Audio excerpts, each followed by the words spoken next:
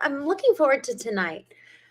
Y'all, the times when we meet the most resistance is often the times that warrant a closer look and investigation into why is this being difficult? Why is this running into just kind of a point of struggle? And so last night we were trying to have this conversation around heartbreak, and it was surprisingly difficult in like a very odd way, in a way that it's never been difficult before. And so it made me curious. I was like, what is going on? Like kind of like what's going on here in terms of this topic, in terms of every single person who joined last night. Why is this conversation being resisted? And last night what happened was the internet went out a couple of times. I actually needed to give somebody my gate code because I've been moving since Thursday, and it just what else happened? It went on mute. Half of my show was on mute last night, and it was so bizarre. There was this pop-up that I could not see. I could see chats coming in, but I couldn't see the chats, so I couldn't see that I was muted, and it was just so odd. And there was such a resistance there. There's a book called the Art of War. I think it's called The Art of War.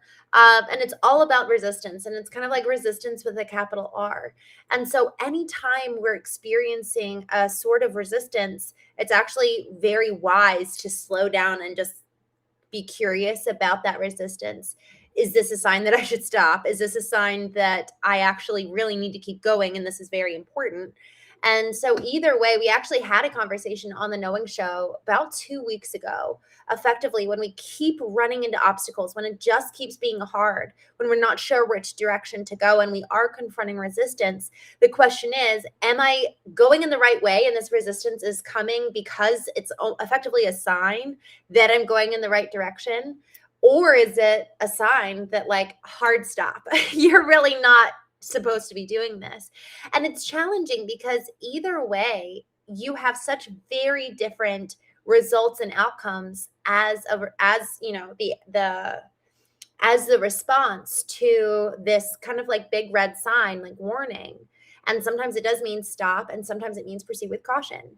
And so on the other side of slowing down and leaning in, asking why, this morning we actually talked through this process. We have a morning show. For those of you who are new, we go through a daily lesson in A Course of Miracles. And just it's really our time to, first thing in the morning, get our minds and our spirits kind of aligned and on track for the rest of the day, remembering that we ourselves get to sit in the driver's seat. It's not our subconscious, it's not inherited beliefs or old programs, but really you and I have the power to sit in the driver's seat, and we're the ones that are required to take radical responsibility for our lives. And there's like a privilege in that. It's a high calling to assume responsibility rather than kind of play the victim in our lives and sit in the passenger seat. So our mornings are dedicated to that. And we were talking about these 3 steps this morning. The first being slow all the way down. So when we start experiencing resistance, first slow down, second lean in, and then third ask why. And that 3-step process has really come to my aid. And not just when I'm experiencing resistance. This morning, we talked about it whenever I sense an emotion. That's my 3-step process to begin to go on this journey of cultivating emotional intelligence. And because someone was asking this morning, like, where do you start? And for me, that 3-step process was so important. But it's also applicable to something even just like last night, where we were running into resistance around this conversation of heartbreak. This conversation is so important because in the moment of heartbreak and in the days that follow, that holds for you and me the greatest potential for us to make this decision of how then will I live? How then will I orient my path?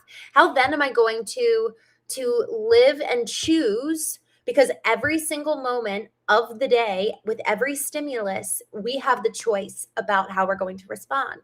So we can't control the stimulus in our lives, but we can control our response. And so really, choice is the greatest of all human freedoms, according to Viktor Frankl, who authored the book Man's Search for Meaning when he was in a German Nazi concentration camp. And if he gets to say his greatest freedom could never be taken, and it was that power of choice, if he could maintain that freedom and that power of choice in the worst of all worst cases, then we surely can, even in the midst of heartbreak. And so what heartbreak does is that it's this massive stimulus that causes you and I to implement that 3-step process: stop, slow down, lean in, and ask why. Why did this happen? Why does this keep happening? Maybe what does this reveal to me about me? And it really forces us to come to kind of a reckoning with ourselves. And so whenever there's heartbreak, it thus equals this massive opportunity for us to enact choice, to inform the way we respond. And this conversation around heartbreak, I'm thinking this morning we had a gentleman join where he just shared something so devastating about his family. And I mean, like, truly horrific.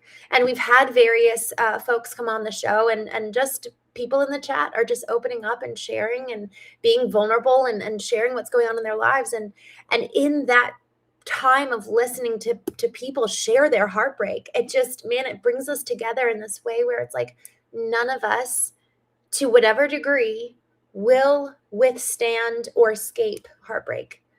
And I escaped it for 20 years. And then that was my first moment of heartbreak. Well, I had a couple of them, but it was about 20 years where I didn't really experience heartbreak.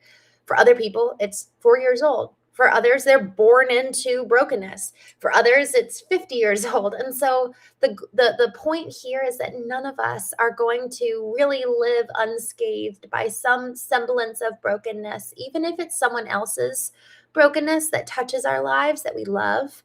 There's a somberness there.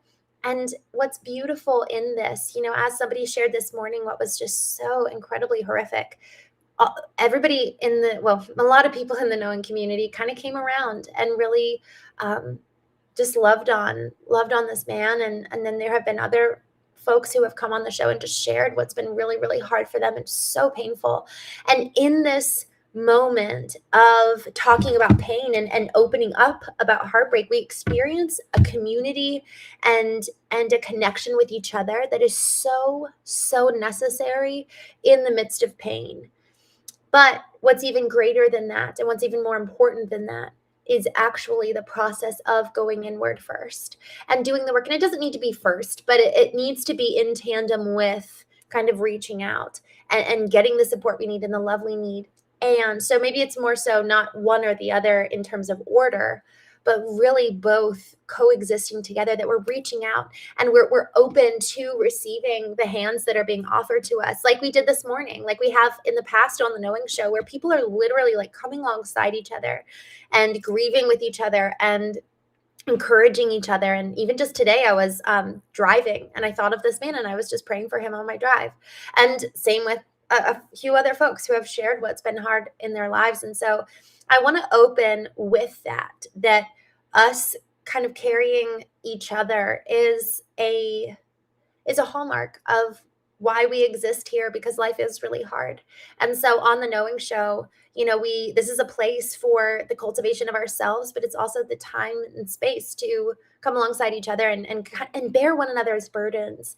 That's actually something that I really believe that we're called to do as human beings. There's a book by David Brooks called The Second Mountain. And the concept is that the first mountain, which so many people summit first, is effectively the mountain of self. It's going to school, pursuing your degree, pursuing your career. It's having kids, finding your partner. And ideally, you kind of get to this point in the first mountain where you're like, man, okay, I've been pretty successful. I've done the thing. But in that process, we actually experience that it's not fully fulfilling. That in gaining all the fame and gaining all the wealth, we actually see celebrities talk about this all the time, where they're like, oh, it's actually not what I thought it would be. And actually, it's not at all the end all be all. And in the realization, there's this call to a second mountain, where it's effectively the mountain of the collective and of the community, where suddenly you start seeing like life is so much bigger and so much broader beyond you and me. And in that realization, there's actually a lot of hope in that. It's easy to become nihilistic and depressed when life is all about us. But when we start seeing that there's more on the horizon, there's more beauty, there's more love, there's more pain, there's more people out there, and thus it's like our world gets bigger and our scope gets bigger the more we realize that we're actually not the center of it all.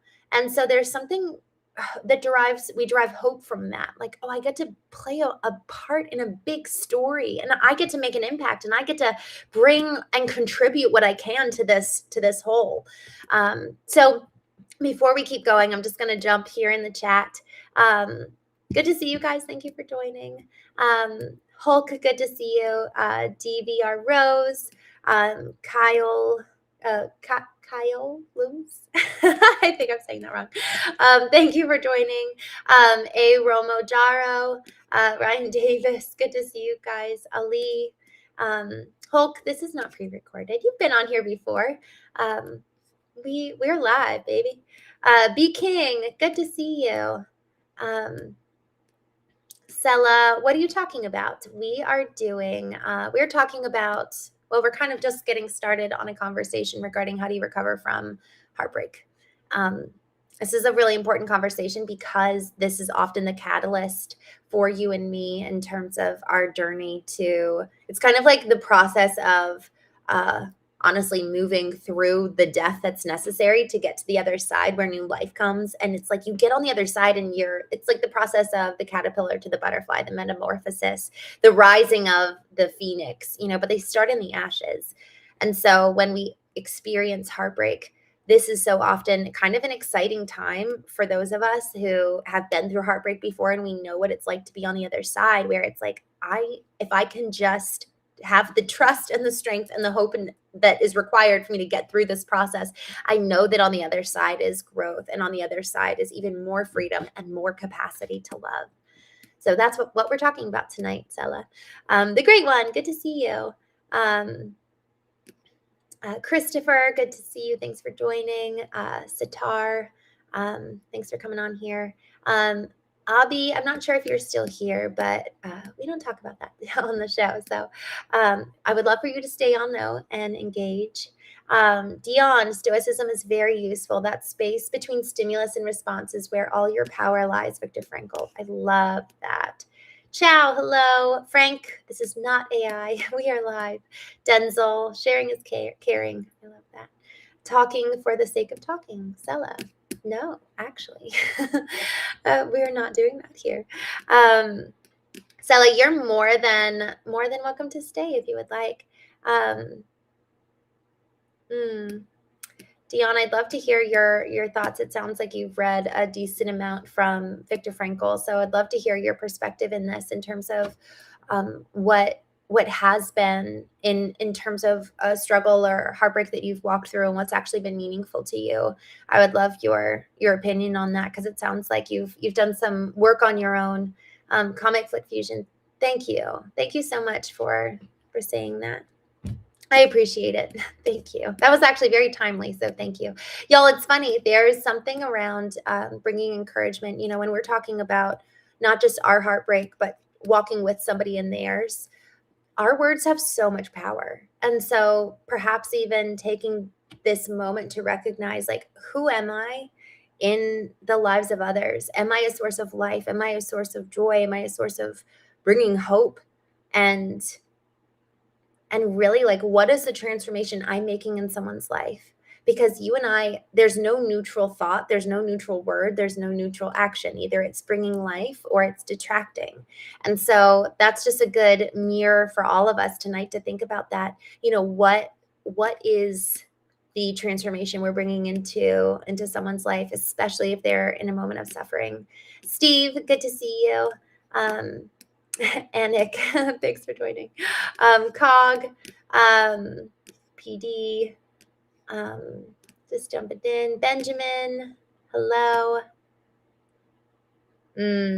Shag J K says, life's a garden, dig it, you got to keep on going. Keep oning. Have you read Shag JK? I'm curious. If you saying that reminds me of a book by James Allen, As a Man Thinketh, and it's all about how our minds are effectively a garden, and the more we tend to it and cultivate it, effectively we're tending to effectively like our thought system, our belief system, and in tending to the garden of our minds, we're really able to make sure that we're kind of staying.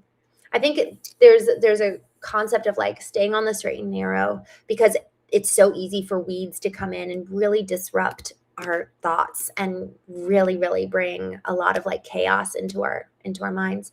See, Martin Love, good to see you. Spend time with supportive friends who energize you. This social connection releases oxytocin, which naturally soothes emotional pain centers in the brain. I love that. So I just was asking, what are some of the things that you guys have done that has really, really helped in moments of pain? And I just love this. C. Martin Love, spend time with supportive friends who energize you. And the social connection releases oxytocin. That's so, so, so good. Benjamin, how are you doing? I'm good. I'm so glad. I'm so glad you're here. And I'm grateful for this conversation because it is really important. Anik, where are you from? I grew up just outside of Washington, D.C. Where are you from? All right, Nicholas, good to see you. Creston, thank you. Sahi, hello. Richard, where do you live? Where are you from? Just looking through James. Denzel, love is like a box of chocolates. Oh, wow. Can heartbreak cause you to die? It's so wild. I actually have heard, I read a book called Why We Love by Helen Fisher. And there have been studies actually that show that you actually can die from heartbreak. And it's like very kind of extreme. Like when one partner dies, very shortly after another partner can die, which I think it's fascinating and absolutely beautiful. I'm just looking through here. See, Martin Love, prioritize cutting connection to allow emotional space. Allow yourself to grieve without judgment and reestablish a daily routine focused on your own physical and mental well-being. So, so, so good. MT Luke, once you have been heartbroken, can you truly trust again? Man, I think that that's such an important question. And y'all, I found yes, but only on the other side of doing work to regain trust. And frankly, it's not even just regaining trust with other people, but actually regaining trust with myself, because I actually abandoned myself that positioned me to experience heartbreak. I had a lot of warning signs from intuition for a number of years, indicating that like I'm in a not a good relationship, and I never listened to them. In fact, I just continued to silence my intuition to stay in a relationship that was really unhealthy. And what ended up happening was I got so disconnected from my physical self, from my emotional self, because on our intuition, the Latin root of intuition is intuere, which means to be taught from within. And so if we've silenced her voice, intuition, just referring to intuition as a feminine voice, but she intuition so often shows up in our body physically. It's like we get a tightening of our chest or a pit in the stomach, or even like our throat gets tight. And so often that's intuition showing like, hey, that warning sign, this is not good. But if we've been so disassociated with her voice and thus with our physical body, there's something in that process of the disassociation that's actually self-abandonment in so many ways. And so in the recovery of heartbreak, it's also, for depending on what the heartbreak is, there's actually a recovering of relationship with our own selves. Because if we did go through the process of abandoning ourselves in pursuit of a particular relationship from which we were then heartbroken, we actually have very little left within us to bring comfort to ourselves and tend to ourselves. So it's not just about learning to trust other people again. It's actually about the repairing and the bridging back between everything that I lost in relationship with myself. And that's so important. It's really that trust that was broken with myself over and over and over again for over a decade. And it was even starting before that, because here's what's so interesting. If we look at the heartbreak within the confines of a relationship, so often the roles that I played were roles that were mirrored for me when I was a kid. Same thing for all of us. We repeat what was modeled for us. We are mirrors in so many ways, unless we, with intention, create a new type of existence, a new type of way of being. And otherwise, we're modeling. We're modeling what was modeled for us. And so if we want to live with intention in a new dynamic, in a new way of being, we actually need to reverse these old patterns and kind of rewire our neural pathways, literally, that we're trained to be codependent, that we're trained to be dependent on somebody else for our own worthiness, let's say, and a myriad of other things. So when it comes to learning to trust again, can you and I actually recover that relationship that we lost with ourselves? So there is something about remembering and honoring what even was lost to begin with, and then working to recover that. Just going down. Benjamin says, just mind your nervous system. Forgivers get drained as takers can drain others. I'm so grateful for this chat tonight. I feel like there's just a lot of wisdom here. The man in the hat, recover from heartbreak. I think that is a bit subjective. It could mean something different to each recipient. I completely agree. There's the heartbreak of death. There's the heartbreak of like a lost relationship. There's even heartbreak over a lost dream. And one thing that's really interesting is that we're not taught to grieve at all, whether the grieving is of the living or the grieving is of the dead. We're not taught grief. We're not taught, hey, here's a systematic approach to processing a loss. It's like our bodies and our brains cannot compute that the person who once was here is gone. And even like in losing a limb, that's something too, where it's like once it's gone, our brain, like we still feel the itch and we reach down to scratch it, but it's not there. There's so many different types of heartbreak. And so, man in the hat, you're absolutely right. This is totally subjective. For me, I can speak to my own personal experience and what I've seen and heard from other people. But this is actually really important. The reason why it's so important that you and I learn to become the caretakers of our own souls is because no one else will know the heartbreak like you know yours and like I know mine. And so even if we, go to a therapist, that's amazing. Good. Do it. And also, you and I have to take radical responsibility for our own healing, because no one knows what we've really been through except for ourselves. Even if it's, and I think of it as a capital T trauma moment or a little t trauma moment, each one bears, it's like they bear whispers in our souls and in our bodies. We remember today, today a song came on. And I was like, oh, I love this song. And then all of a sudden I was taken back to 8 years ago, driving with my former husband. And I felt like I wanted to vomit. And I just felt so sad instantly. And it's not that I would want to go back and be with him in this moment. That wasn't why I felt sad, but it was a grief. It was a grief for what once was. It was a grief for all the brokenness that came with that. And there's still a love there. There's so often always going to be a love there, unless we turn towards resentment as a way to cope with grief, right? So there's always going to be a love for what once was. And there's something about just feeling that and learning to honor that, because a song, a scent, a memory can take us back 20 years ago, 10 years ago, 10 weeks ago.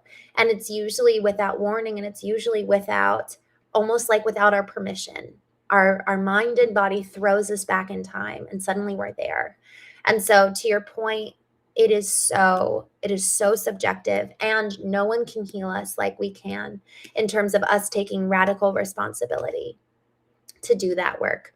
And I will say, I do think that there's something around experiencing like a divine healing, where it is like, I do believe that there is power in the the love of God that can do a miracle like nothing else can.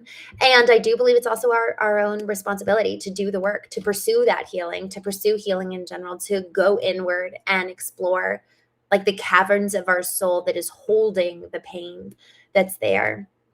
Brandon CK or KC, good to see you. He said that's also called the third eye. Dang. I have not I need to do a lot more work. I did do you know who Joe Dispenza is, Brandon? I'd be curious to hear your thoughts on him.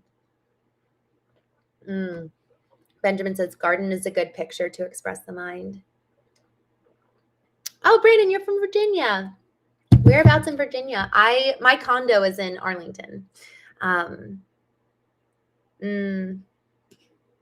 XRPG. That's very interesting. Okay, Moaz.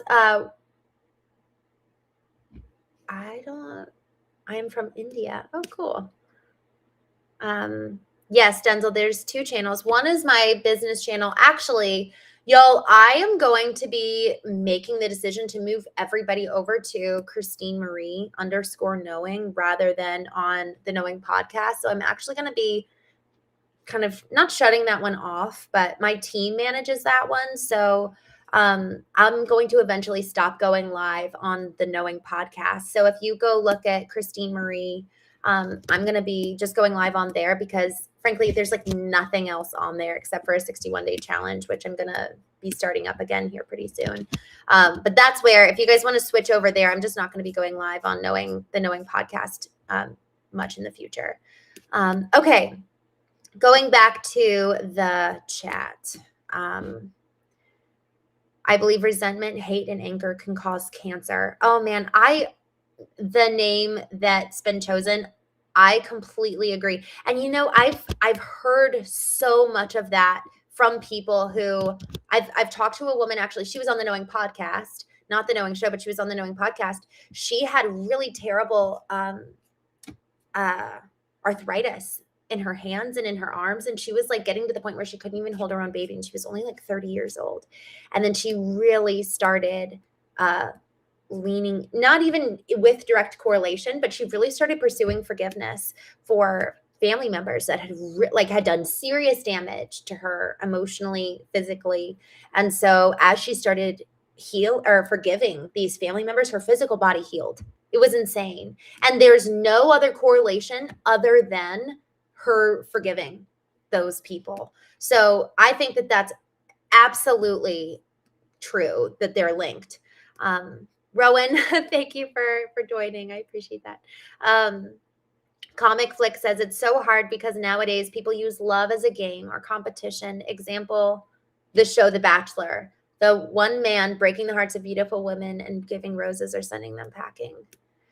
Oh man, what an incredible point. Wow. Huh. We have commoditized and monetized heartbreak. Man, I feel like you just flipped everything on its head, comic, by making that comment. Y'all, isn't that so true? And you know what's fascinating, to the Man in the Hat's point about the subjectivity of this? It's fascinating because so much of what it is that, you know, we talk about when we talk about heartbreak, so much of it is often romantic, or in a romantic sense. But when you look at love, there's so many different forms of that. And I actually, this is a very unpopular opinion. I believe that we have idolized romantic love to the point that all other forms of connection, love, and belonging has been diminished. And now it's like this love's on this pedestal where people are in this constant pursuit and strive for it. And we have very unrealistic expectations around what love can be. And even last night on the show, somebody said, it's not so much that your heart is broken, but your expectations are broken, which word. I thought that was so wise. So Comic Flick, I love that you brought that up because really it's fascinating how so much of our time and attention and emotional energy is going to this pursuit of something that's outside of us and something external, where it's not really, am I even the person that I need to be able to engage in a relationship where I can be that person that I want to be. Jordan Peterson is a Canadian psychologist, and he talks about effectively, if you have this ideal, if you have this person that you want to be with, well, are you actually doing the work to becoming the person who is worthy of deserving that partner? And so what better way to spend our time? And what better way to recover from heartbreak? Do the work. And and I'm talking from, grieving the living. My sister, her husband was killed by a drunk driver, and my husband left. And so we both have very different types of grief, and we both have very different types of processing the living and processing the dead. And it has just been so fascinating to experience grief together, but so separate and so individual, because no matter what, no one can tend to our hearts like we can at the end of the day. But if we're outsourcing our comfort, if we're outsourcing the tender loving care that we so desperately need, y'all, we're constantly, again, to use this analogy from last night, we're going to be like looking for another electrical socket to plug ourselves into, to derive hope, to derive comfort, to derive meaning, where that person is no longer there, whether it was by their design or not. My brother-in-law, I know he wouldn't, he loved his wife and his 3-week-old baby girl. And so he was the kind of man who had never left. And still my sister had to find somewhere else to hook up her socket, because otherwise we're just going to be wandering and meandering around, lost and feeling half a person. And y'all, isn't that the thing? There's those like lovey-dovey phrases, the other half to me, and two halves make a whole, rather than us both being two whole people that come together and become 10x together, rather than half plus half equals one, but rather it's like we're two individual people. We're both strong, and it's interdependent rather than the codependent, which is I need you and you need me. And then the question is, do we need to be needed in our relationships? Are we actually able to allow for, I'm even thinking of parents and children. This codependent relationship isn't just lateral, it passes down generationally as well. Going back to the chat. Stuart Gorham, wow, I didn't die when my wife did, but I kind of wanted to. I'm so sorry. My sister felt the same way when her husband died. It was just like, what's the point? And I think that's a big, when it comes to heartbreak, it's like, what is the purpose? In so many ways, it's like everything. My therapist likened it to, it's like you've got all this furniture in a room. You've got the lampstand, and you've got the bookcase, and you've got the TV, and you've got the chairs and the sofa. You've got everything perfectly placed with so much intention, so much thought. But then somebody comes in and rips the rug out, and everything's floating. Everything that was certain, everything that we could count on, everything that was our future, everything that was our present is completely gone in a matter of seconds. For some of us, maybe it was a longer time leading up to the death, but like all of a sudden, chills even just thinking about it. It's so awful. It's so awful to go through that level of pain, of just loss, even loss of a job. I was, and the loss of a baby, the loss of a toddler, of a child. I can't imagine that pain. One of the men who actually came here on the Knowing Show as a guest was talking about when he and his wife lost their son. And it was just like, how do you move forward? And so he actually took some time, because his work is affected. Y'all, this is why learning how to recover from heartbreak is so important, because we engage emotionally in the rest of our lives. We don't show up to work void of emotion. We don't show up to our families void of our professional self. Usually we carry one into the other setting. And so if we don't know how to heal, we're going to be carrying these broken parts with us into the rest of our lives. Just looking here at the chat. St. Ralph, borderline personality disorder. Stephen. That's so funny. Hi, Brian. I'm glad you're here. Hashem, hello. Thanks for tuning in. C. Martin says, forgive both the person who hurt you and yourself to avoid lingering resentment. What's so good? That's so good. Wow. Ben Ball Stereo, I think it is. I am old and handicapped. I'm alone and the loneliness is terrible. What do I do? Well, first, I'm so glad you're here, Ben. Honestly, what a blessing that you found your way here. And I just feel so honored that you would spend your evening with us. You know what's a crazy thought? I think one of the most powerful things that you could ever do is to begin to serve, to look outward. Who can you love on? Who can you give to? Who needs you? Who needs a friend? Who else is feeling lonely? Because your loneliness is perhaps the pathway to connection with other people, where it's like, okay, if I want to, I love the concept of alchemy, which is the process of turning lead into gold. And if we are to take the pain in our lives and the heartbreak in our lives and become alchemists, how can that heartbreak actually become the very pathway to a purposeful, driven life where, man, every single moment of the day, I get to live with purpose and with intention because I'm taking the loneliness and looking outward. It's moving from the first mountain to the second mountain for the book, David Brooks, The Second Mountain, that I referenced earlier. Moving from that first mountain where it's all about you and me to the second mountain where it's all about the good of the community. But here's the thing. You and I have to be healing ourselves and be doing the work so that when we show up for other people, we have something to give in the first place. We have life to bring. Because if we're just depressed, and again, to use that example of if we're just wandering around with like looking to where we can hook up and who's going to give us meaning, who's going to give us worth, then that's not going to be life-giving to them. Then we're just going to suck the life out of them. But if we have something to give and then we decide, I'm going to come in and spend time with you, man, how meaningful of a life is it to live a life of service? So I'm curious to hear your thoughts there. Brian says, what's more difficult, saying you're sorry or someone saying they're sorry to you? Y'all, this is a question for all of us. I'm curious to hear people's perspective on this. I really would love to hear what people have to say. I'm just going to keep going and greet people, but I'd be curious to hear what people say. I just pinned this so you guys can jump in and then I'll share my answer. But 𝐤𝐬𝐯𝐞𝐫𝐞, thank you for joining. David Green, Kentucky Fireman, thank you. Thank you for your service. I love it. DL, David,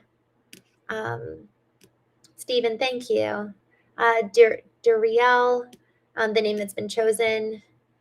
Yeah, he says it's really weird how people just disappear when they die. It's kind of unreal. Especially, oh gosh, especially if you don't see them. Yeah. Comic flick fusion. Grief is like when you push an empty boat out on the ocean and see it move slowly. It's sad. Oh gosh, man, chills.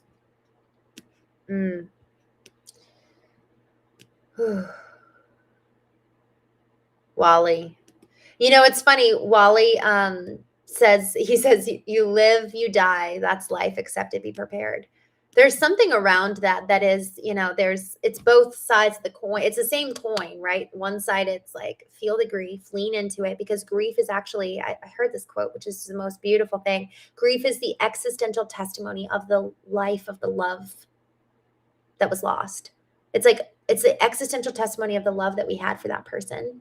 And so on one side of the coin, grieve it, honor it, move through it, or else we're just suppressing it and it's going to stay inside of us. And then on the other side, that literally is the way of life. That's how life goes. And then the question is, so this is the question for you and me. But before we get down there, I'm going to scroll down to the bottom. I'm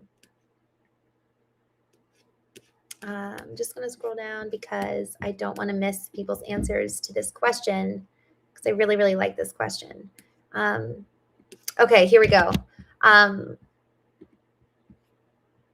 I love this. All right, so Alex. Oh, Alex, hello. Saying you're sorry. Wear mask. Thank you. Wayne, what a beautiful question. I want to think about that. I'll let you know because that's super meaningful. Yeah, I'll come back to that. Thank you, Wayne. The name that's been chosen, I feel like it depends what they're sorry about. That's such a good point. Yeah, like what's the context? Alex, I hate apologizing. The name that's been chosen, what kind of person you are and what kind of person you are. Yeah.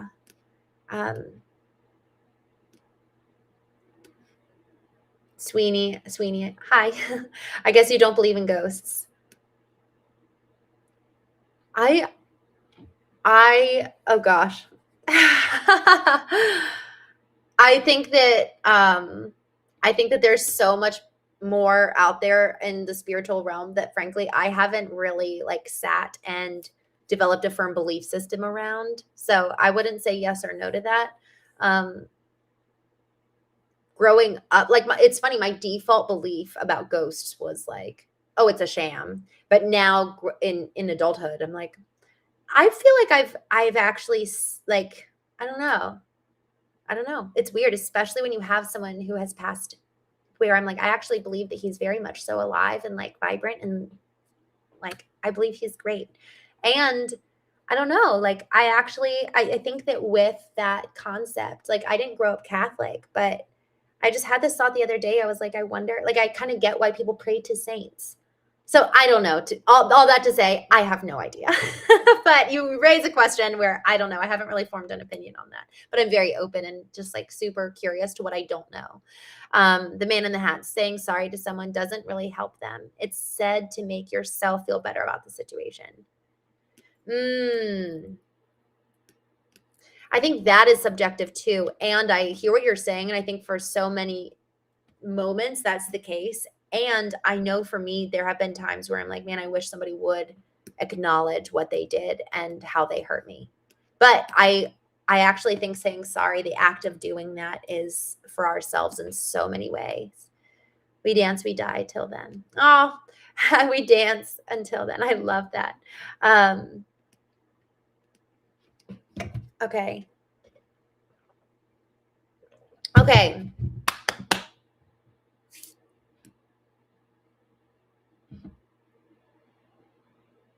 I'm looking at brothers and amen, your comment here. I'm trying to make sense of it.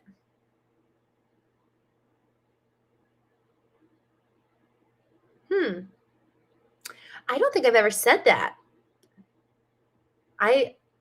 Brothers, amen. I don't know who you're talking about, but you're welcome to stick around, and I'd love to chat with you because I don't think I've ever said that. Okay, so let's get back to it. Let's get back to it. Okay. Excuse me. I'm still like have this terrible cough. Okay. Heavens. All right. Y'all. I am not married. Marcus says, are you married? No, I'm not. All right, y'all. I am going to jump off. I actually need to hop over and finish out moving. And I also need to hop over to Foundation First Marketing and do a marketing show tonight. So I'm going to go ahead and jump off. Y'all, thank you so much for joining tonight. I would love to hear from you guys. So two things. One, I am going to be probably at the end of probably mid-March. I'm going to switch over to just being live on Christene Marie, the Knowing channel. I'll go ahead and drop it here, but I'm going to start moving off of the Knowing podcast so that we don't have dual channels because I think that has been confusing. So if you guys want to hop over there, that's number one. Number two, Brian, to answer your question from my perspective, it's actually really hard for me to accept apologies. I don't like it when people feel bad, and I don't like it when I was the cause of their pain. And so I'd rather just have everything be fine. So that's my MO is like, I'd rather have connection with them and I can overlook, I can handle, I'm good. You don't need to feel bad for anything, which is like very classic codependent. So I'm a recovering codependent in so many ways. Okay. Tomorrow night, we will be live again at 8:30 p.m. Eastern. Let me know, y'all, if you guys have a topic that you would love for us to talk about tomorrow night. Let me know. I love hearing from you guys. So yeah, go ahead over to Christene Marie if you're not already over there. But before I do, Christopher Adams, I just saw your note. When my dad passed 5 years ago, a part of me died because even though I knew him, I felt like I couldn't get to know him in entirety, regardless how many memories I made with him. Oh, I think that will be the case for me when my parents die. Like, oh, I don't even want to talk about it. I'm so sorry your dad passed. Y'all, this is where, to who said this earlier, we live and we die, make the most of it, live fully, live brightly. We only get one shot that we know of, to the point about ghosts. We don't know what's after this, but we do know that we have today. And we do know that in today, we can experience so much. My sister said this one time. She was like, we think such nice things about people. Why don't we say it? And truly, why don't we say what's beautiful and life-giving for us? Say it to other people, make everyone's day. We have the ability to do that. But we have to, first and foremost, our chief responsibility is to ourselves so that we have a full cup and then overflow and excess to give to others. So that's why we start on the Knowing Show in the mornings, so that we've got something really powerful to give others. So with that, I will see you all tomorrow morning at 9 a.m. Eastern. I'll actually be either heading to the airport, at the airport, or just about to leave for the airport. So I will be almost in transit tomorrow. But anyways, thank you all so much for joining me tonight. I'll see you tomorrow morning, 9 a.m. Eastern, and then tomorrow night, 8:30 p.m. Eastern for the Knowing Show. And let me know if you guys would like to talk about anything specifically, and then I'll choose our topic for tomorrow. Talk soon, friends. Bye.